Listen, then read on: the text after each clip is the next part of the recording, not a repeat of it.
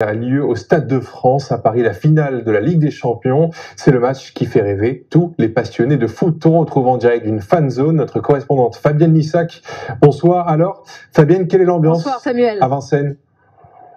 Oh, c'est énorme parce que l'affiche Liverpool-Real Madrid, deux des équipes les plus titrées au monde, ça offre une magnifique finale de Ligue des Champions. Vous savez, c'est la compétition des clubs, interclubs de football la plus prestigieuse en Europe. Alors ça se passe sous la ferveur des supporters. Vous pouvez les voir derrière moi, place de la Nation. Mais quelle ambiance! Il paraît qu'ils étaient là dès 10h du matin. Ça n'arrête pas de chanter. Alors c'est plutôt des chansons anglaises, il faut connaître le folklore. Il y a des ballons qui volent, il y a des bières partout, ils n'aiment pas que la bière anglaise, la bière française coule à flot. Et puis le match, vous savez, il aurait dû avoir lieu à Saint-Pétersbourg. Finalement, à 21h, c'est à Saint-Denis. Et oui, la guerre en Ukraine a dirigé 100 000 supporters vers la capitale parisienne. Alors, ceux qui n'ont pas de billets, notamment, ils sont ici, au cours de Vincennes. Il paraît que les Espagnols sont plutôt à Saint-Denis. Et puis, il y a une fan zone également à l'hôtel de ville. Mais alors, quelle ambiance!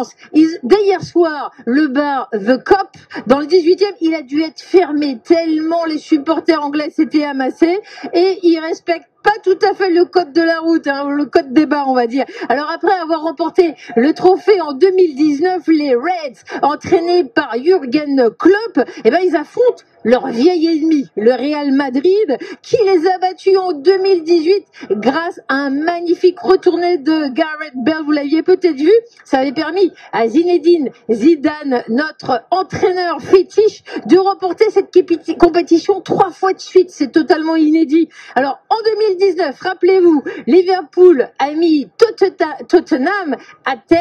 C'était une finale 100% anglaise. Et puis l'année passée, ce sont encore les Anglais qui ont gagné. C'était alors Chelsea contre Manchester. Alors, faut pas s'étonner s'il y a une foule d'Anglais ici sur la fan zone. On parle un petit peu des Espagnols, les merengues. Karim Benzema, ses coéquipiers, ce sont des survivants de la Ligue des Champions.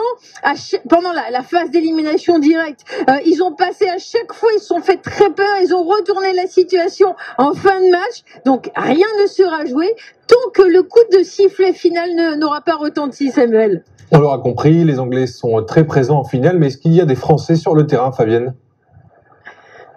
Mais oui, c'est la bonne nouvelle. Le ballon rond n'a pas la forme d'un livre, mais il peut raconter des belles histoires. L'histoire du Français Ibrahima Konaté, on l'appelle souvent Ibou, le défenseur français. Il est parti du quartier de la Roquette, pas loin, là, dans le 11e. Il est passé par Sochaux et il est dans la cour des grands, notamment face à encore plus grand Karim Benzema, le goleador français du Real Madrid. Il affronte en finale l'attaquant sénégalais de Liverpool, c'est bien ça, il s'appelle Sadio Mané, pour un duel en forme de dernière marche vers le Ballon d'Or qui va être décerné en octobre avec 44 buts et 15 passes décisives. Karim Benzema, c'est l'un des meilleurs joueurs du monde, il pourrait l'emporter. Donc il y a une grande ivresse des supporters ici.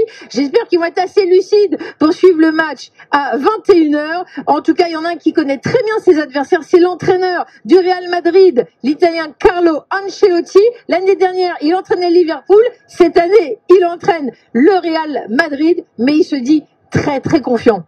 Merci beaucoup Fabienne Lissac en direct de Vincennes. C'est déjà la fin de cette édition.